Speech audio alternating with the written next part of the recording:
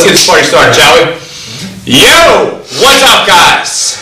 Welcome to episode number 40 of TTS TALK. My name is Chris Tutela. Today, I'm alongside my good friend, colleague, and co-host, Ruben. Gorgeous. And I am also alongside my other good friend, Justin Lubenow. Jay Wayne. He's being modest. So, Jay Wayne, welcome to TTS Talk, man. Thank you so much for coming on. Thanks for having me. You're welcome. So, how long have you been training here now? It's been over 2 years, a little over 2 years. Over 2 years? Wow. I was going to say like almost 2 years, but holy June of 17, yep. Wow, 2 years. Yeah. All right, so let's backtrack a little bit. So 2 years ago, because you've always been an active guy. Yep. Soccer player, right? You played soccer your whole life? Yeah, pretty much. Pretty much your whole life, okay. So you were active playing soccer, going to the gym? Yep. Doing your own thing? What, public gym or trainers or what? Yeah, no trainer, just public, just myself. Okay. Yeah. So then what brought you here? You know, I think, honestly, it was that there was a Facebook ad with, some dude's abs, and I was like, I got into that, but I wanted to look like that. Yeah. The guy was, in great shape with the picture, and I figured, I've been working hard, and I'm in good shape, but not in that kind of shape. Right. So, that was probably the impetus to get me here, at least for the initial promotion, back in June or even May of 17. Wow. And then when you jumped in on that promotion, did you think that you were going to be training here for 2 years? No, what did you think? No, I figured, I wanted to just mix it up and try something different for, it was a month, I think, was the 28 days. Yeah. And, just to shock my system. And I was doing the same routine for years. Just, I did chest and arms, I did back and shoulders and legs, right? And legs was, if I got to. Right.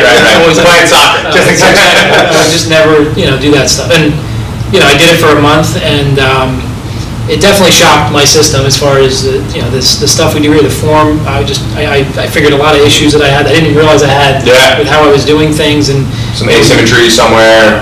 Yeah. I mean, terrible with squats and hinging and all that stuff. You guys really focus on. I was not doing correctly at all. Right. And putting on too much weight and trying to do, just putting up the weight. Warm it down. Yeah. Right. There was no form. Yeah. It was heavy weight, low reps, and trying to put on bulk and so that was definitely, it wasn't what I expected, and I did, by the end of it, I really liked the way it made me feel, and I definitely, the pride part was taking the weight off. Yeah. I was gonna say, it sounds like the biggest change was like, because we've all been there too. We go to the gym, we think, I got to put more weight on to succeed or to like be better, and think we opened you up to like the whole wow, this technique. Doing it this way? Oh shit, feeling this muscle or whatever it may be. I think that kind of opened you up. And yeah, you're saying like the times we would say it was hard to tell you sometimes too, because I know you're like, boom, like they're good, maybe just drop another 10, and you kind of it was like, so it was hard with the trust for a little bit because you kind of almost disagree with it, but slowly taking it off, and then you kind of you see how much better your movement got from that. Absolutely. Yeah. I had back issues too for years. And I would do yoga. I would try different stretches or whatever, and nothing really helped. I should say yoga helped periodically, but it was I think you're just saying that because of the cameraman. Yeah, they got nervous there for a second. I can't bet about yoga. It did help. But no, here I definitely, and again, I think it's all about the hinging and the core. My core still is not. It's still a weakness of mine, I know, but it's 1,000 times better than it was 2 years ago. Sure, hell yeah, and you made a lot of improvements. Just wasn't doing things properly. So, yeah. So you're unique in that, like a lot of people, there are some exceptions like yourself, and there's a few others, but most of the people who come to us are maybe they're out of shape, or maybe they go to the gym a little bit and it's inconsistent. Like you've been pretty consistent, like you stayed pretty physically fit, lean, healthy. Right, so this for you, the biggest thing that you noticed was the movements and the quality of the programming and all that other stuff that goes into it. Is that right? Yeah, I mean, I think everything you just said, and I think the legs piece again. I don't want to. I mean, that's huge because there's so much. It's not just legs. Oh, there's so much power and strength. Like whether it's soccer or whatever I'm doing. There's so much. That's where everything comes from. Is your legs, your ass, like your foundation. Right. Everything is from there. Countless overlooked, especially in a male society. We don't think about that. You want the big muscles. We don't think about that that's the biggest difference I feel. And even looking in the mirror, like I see like there's some definition out, like, and that's not what. But just to feel the difference, I see a huge difference there. And then diet, frankly, when I started, I don't know, 6 months into it, you had one of the challenges, and we went through and then we did the whole diet thing. Yeah. And there were some things that, for the most part, I was eating well. Like my wife's, everything's organic, everything's got it's pretty healthy and natural foods, whole foods. But like alcohol, we'd had this conversation with like wine. Like I would have, I didn't 7 bottles of wine a night. That's not a big deal. only 6 bottles. 6. Sorry, one off.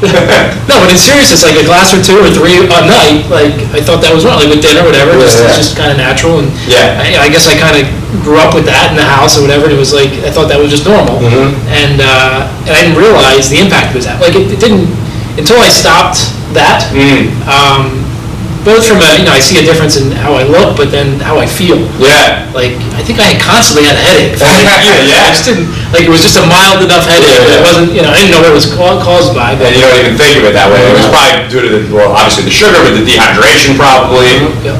So I noticed a big difference with that, the alcohol, and there's still there's weekends and things where I work out, but I've cut back quite a bit, and and then just it's funny my big challenge is keeping weight on. Like if I just eat like normal, and if I don't work, like my weight would drop probably 10 or 15 pounds. Yeah. And so it's always like a matter of just maintaining where I am. And the big thing was frankly the oatmeal. We had like the first I had to take his arm, crank if you got to eat a bowl. Dude, a cup of oatmeal. The first time I made this bowl, and it was like a cup of oatmeal with whatever, peanut butter, bananas, and protein. You want protein powder in there, and it was horrible. What stopped you first from not doing this? You just never had oatmeal before? No, I would eat it, but not. A cup of oatmeal. It's just a lot. You're like, dude, I'm so full. This is insane. I ate half of it. I was like, I'm stuffed. I don't know what I used to eat, toast for breakfast, or whatever, like just something small, just to kind of have something. And now, like, it's been a year and a half since I've been on that, and every day I have. You can't do it. I can't. If I get starving it by 11 o'clock, if I don't have. Yeah. Like if you had that other breakfast you used to have, you're like, what is this? Right. Like you're starving, right? Yeah, and it's good. That's one thing that's really I've kept the alcohol cut back, but then also the oatmeal every day. Yeah. But everything. I eat pretty healthy as it is. Sure. But those were two. One was a big elimination, and one was a big add-on. Yeah. So now with that, like, what kind of changes have you noticed, like, in your physique, in your strength, your performance, the way you feel, day-to-day life? I think the recovery part, and frankly, this is the protein shake. Okay. So and I would take different supplements and things, but the one that you recommended, it was more of a natural. And I've been taking that now also for about a year and a half. Every day, whether working out or not. And I think that there's a huge recovery effect, whatever's in there. Sure. Obviously the protein, but then there's other, I guess, things that are in there that help with the recovery. Well, even just adding more calories, not to cut you off, just adding more calories as a whole, right, with the oats, and you're adding more protein in now and stuff like that, that alone is going to help you with the recovery process, right? Because if you're not eating and you're just training all the time, that could put you into a deeper hole when you can't recover from it, and now you feel like shit, you feel tired, you feel lethargic. But anyway, go ahead. No, it's right on, and that's it makes a big difference. We're here every other day, basically, trying to put on, doing a lot of exercise, potentially heavier weights, whatever. Right. And if I'm sore from the last workout and I'm trying to do something else with similar muscles, it's tough. Right. So that's definitely helped is with the diet and. Helps with the soreness and such, and just energy in general is. I think anyone that's ever worked out for a period of time, you just feel better. When of course. When you don't do it, obviously you start to feel less energy, and, sure. and you don't feel as good about yourself, and you don't get the endorphins and so all that stuff. So right. Has the scale weight changed for you? It's for the last year. It's been pretty steady. Right around 175, give or take a couple. Okay. I think I peaked. The body composition probably changed. Yeah, that's as in general, just getting leaner. You've gotten stronger in all areas, right? Yeah, I think so. I think there's good weeks and bad weeks. Like this past weekend, I was down the shore, and we went out every night, and for dinner, and nice steaks. You see it the next morning. Yeah, a little bit. Right. So over short periods, it's as long as you get back on the track, it's not terrible. But I feel a difference. Even if it's one night out drinking. Yeah. It's tough. to get, recover the It next. hits you a little differently than it used You to. always bounce back though. I know for work you travel a lot too, and I'm sure you've been trained there once in a while, but always when you come back, I always expect you to come back and stay consistent, and you're definitely a sought after physique here, and like when people like talk, like, you don't hear about like, you should kind of look like that guy over there, you guys Say that about, I'll say the same thing about John. Yeah. But like, just so you came a long way. People say like, dude, there it is. That's the look I want to go for. You're real pristine with your form and with the movement, and obviously it shows by you just being coached up and like being able to take that weight down a little bit just to kind of work on form, and then the weight comes right back up fast, just as it is. And you see with the amount of muscle you've gained and just overall body composition, like Coach is saying, it's really done well. It's been awesome to see that transformation with you. Seems like every month, it's like, what the heck's going on here? It's like, nah, nothing, Yeah. Then it turns into a tank top, and then All of a sudden, those shirts are getting tighter and tighter. He's got 5 Under Armour shirts on. I'm like, oh, where you going with all these? I get made fun of for my Schmediums a lot. He's the only one that listens. He supports the Schmedium movement. He supports the Schmedium movement. Hey, listen, it's a nice shirt. It's fine. And then I see him come in, I'm like, excellent. Look at that. Ruben's shirt actually started to rip down the back collar a little bit. Jay Wade's like, dude, that is the perfect fit. I got one of those. The NSYNC shirt the other day, As long as it was tight, then you can wear a boy band shirt.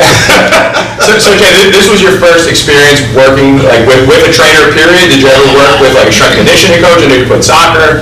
So at Rutgers, I was really just one season. I walked on there, and in the spring there was training program with a trainer, and most of it was playing. We were playing a lot, but there was a few training sessions. I didn't take it very seriously at the time. I was just literally a walk on, kind of just practicing with the guys. Okay, yeah. So that's really all that I had as far as like professional training, and I never really, I grew up working out with my dad, and we read Men's Health, and just kind of, I took everything from him, and he didn't. It was all upper body, like all chest and arms. Again, if he did legs, So that was the huge difference here is. I don't have anything to compare it to, frankly, to say this is better than another trainer, but it's been a great experience, working with trainers here. So That's great, man. That's great. How would you say if you felt like you were playing soccer before Yep. you came here? Has there been a difference in how you feel on the field? Yeah, I noticed. I think I said something to Chris probably about 6 months into this when I was playing, and I'd started to notice guys bouncing off of me a little bit, nice. trying to get the ball or whatever, vice versa. Physical there, Jack. So I did notice it. I think I've forgotten about the difference because it's been a year, since a year and a half. Right. If I stop doing, especially again the legs again, I think I would totally see a difference the opposite For direction. sure. You'd be slower. Do you feel faster? I do. I told Ruben I played this past Wednesday with there was a bunch of college kids that were playing, and That's not your fault, though. That's okay. they're a different level. I mean, it's Like former D1 athlete, man, this guy's flying in there. It's like, he's from Italy. You're playing, you said, once a week now, right? Yeah, and most of I'm playing with one league is over 30, the other is most of the guys around 40. So it's most of the guys I'm playing with are a little bit younger than me or my age. Right. But these guys were they were right out of college, so it's different. Right.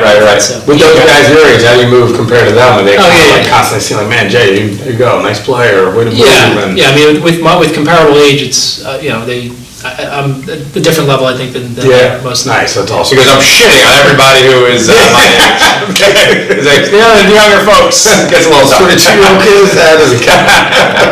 That's great, man. But you mentioned your back. So you had lower back issues your whole life? I wouldn't say I'd say probably last 20 years or so, 15 or 20 years. Okay, so I had that's chunk. Sports hernia probably 15 years ago maybe. Wow. And I think that was because of a weak core that had happened, and then I rehabbed it, and I never really ever, ever since then I've had, back issues on and off, but since I've been here, no, I mean, there were days where I was playing basketball too before I came here. Right. And there were days where I get home from basketball and I literally couldn't get my socks on. Right. Like it was just, I couldn't bend over to put my socks on. And then just, all day long, anytime you got to pick something up or something, like it was just. Feeling it's annoying. Yeah. Right. But since you started training here, that issue has subsided? Yeah, I mean, I want to say it took a little, maybe about 6 months. I'm trying to put the timeline. Like, I still had the pain when I first started. Yeah, sure. But after about probably 6 months, I remember sometimes doing the rows and just trying to get in position on the floor. I remember being difficult. Right. I remember with the like just even like the warm-ups, doing the prisoner squats. Yeah. That being painful and awkward. But yeah, probably after about 6 months or so is where I started to stop. Thinking about the back at all. What do you think was like the biggest contributor to easing that pain? Like for somebody listening who's dealing with lower back pain like that, maybe you're like yourself, an active guy or girl who's suffering from back pain, they can't put their shoes on. What do you think? Was it a combination of strength movements, mobility stuff? Like what was it for you? I think. Without being a fitness expert, No, I think it absolutely had to just.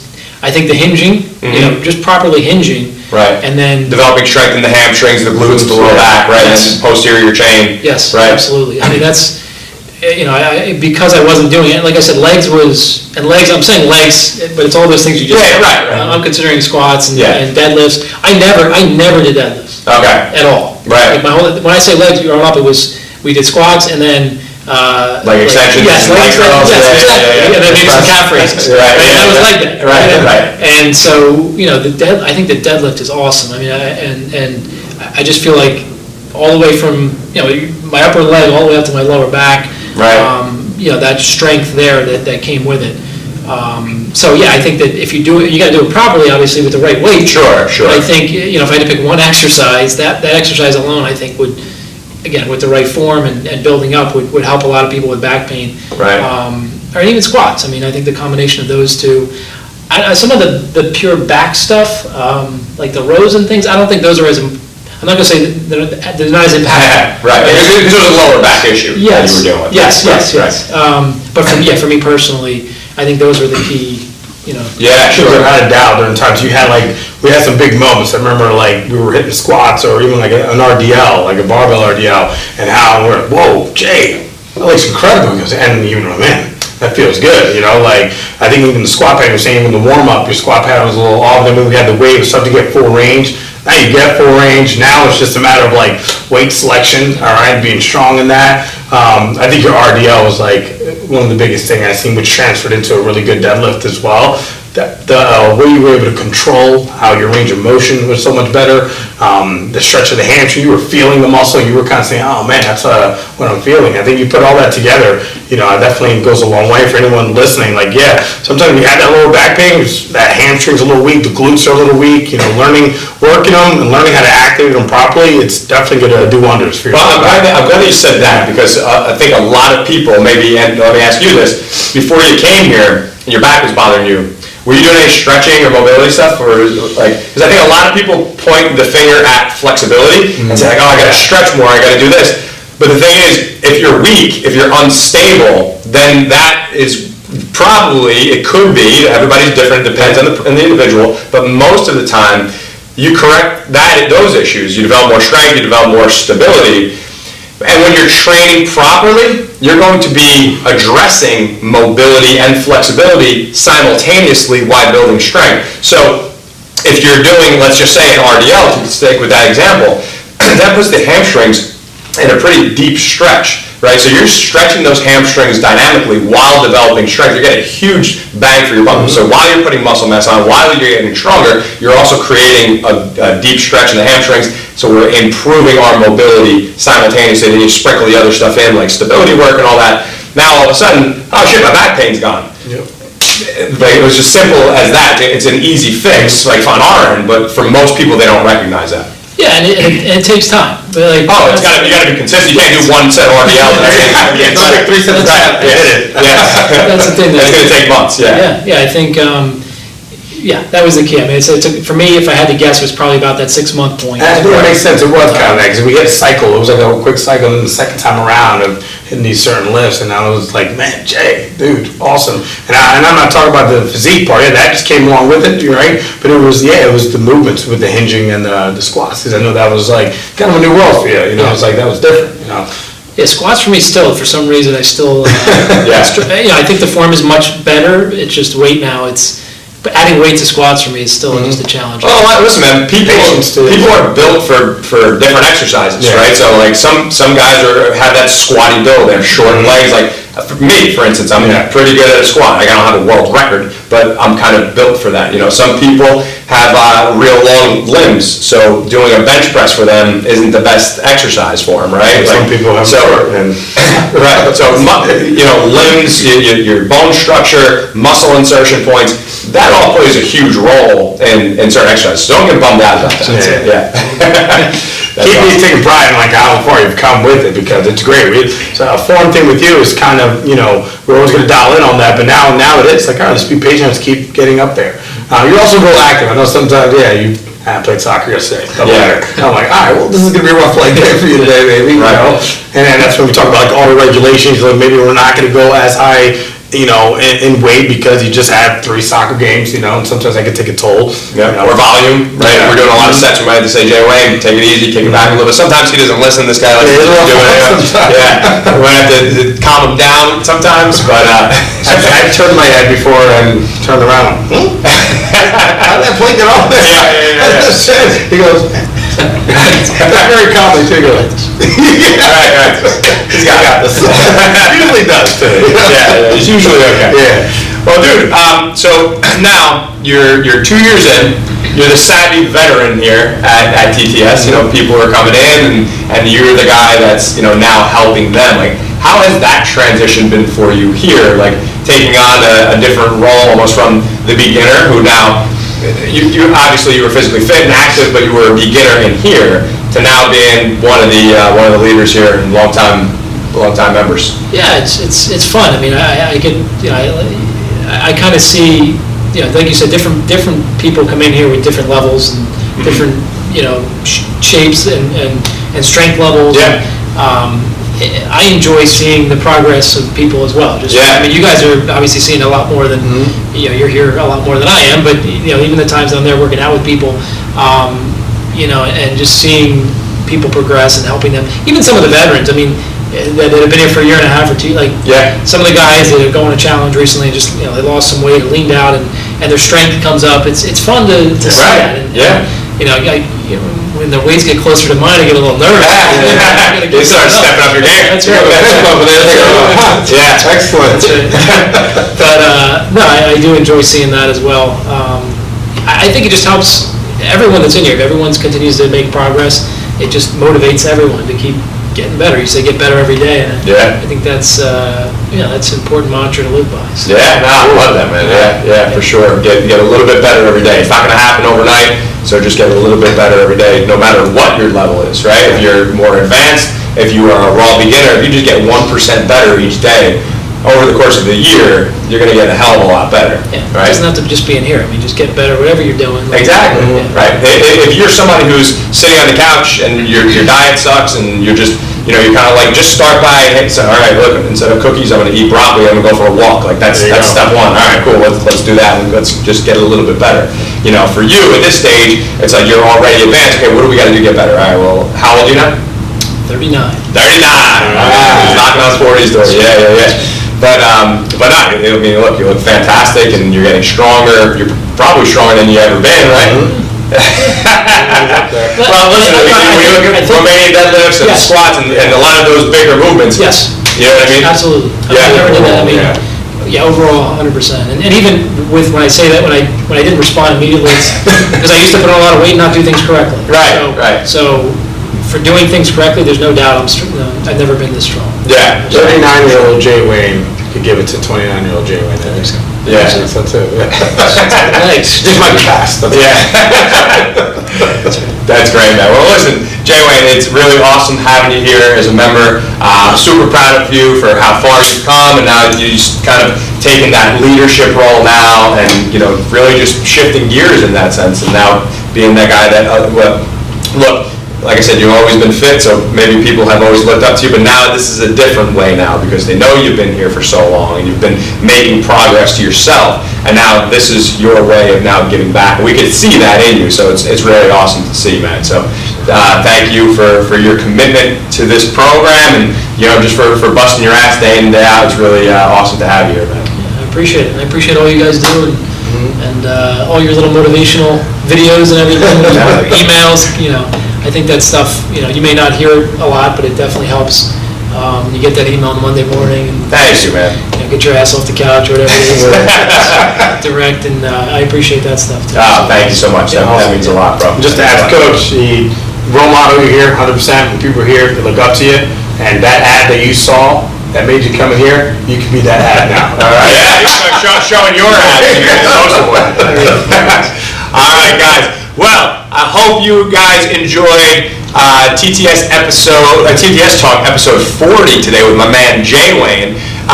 So if you guys have any questions for me, if you need my help in any way, you can always DM me on Instagram. I'm at Chris_Tutela, Tutela. Coach, where can these guys find you? Guys, you can find me on Instagram at _Ruben, RUBEN, _Borges, BORGES. DM me any questions, especially about today, about lower back pain or anything, feel free to DM me and ask me. Ruben's your guy. And Jay Wayne, what I will ask of you before we wrap up today's show, what is one of the most memorable moments you have of Ruben since you've been training him? Put me on the spot. I don't think I have that many moments here.